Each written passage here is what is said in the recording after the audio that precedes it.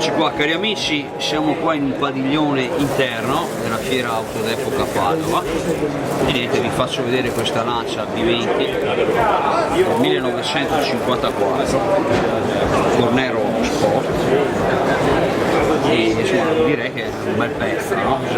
Sì, bellissima, salve a tutti ragazzi, questa Lancia B20 spettacolare, perfettamente restaurata e tenuta, è un unico esemplare e quindi meritava insomma la nostra attenzione. E niente ragazzi, fantastica. Poi ragazzi il pezzo forte che dico io, sì, ce l'abbiamo qua davanti, un Alfa Romeo GT, guardate qua, eccezionale, Di che anno è questa? 1968 è una prima serie. Sì, esatto. Per cui anche questa va portata in saccoccia.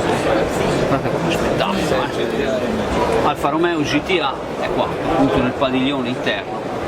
Bellissima, ve la faccio vedere. Eccola qua. E per cui ragazzi portiamo a casa il tutto, Eccola qua.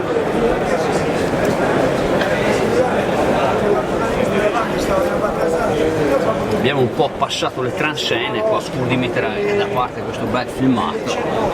Insomma questa è una GTA, io sono un po' un amante della GTA anche perché insomma è un'auto sportiva e insomma anche rara da trovare. Bellissima, sì. Ha il suo bel valore, eccola qua. GTA per gli appassionati qua delle Alfa Romeo, eccola qua.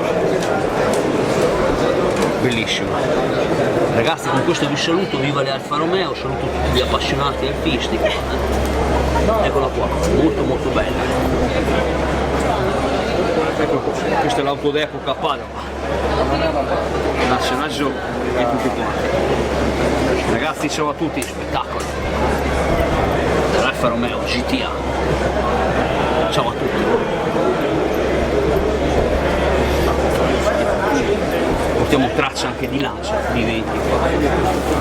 Eccola qua. Ciao a tutti. A presto, viva Padova.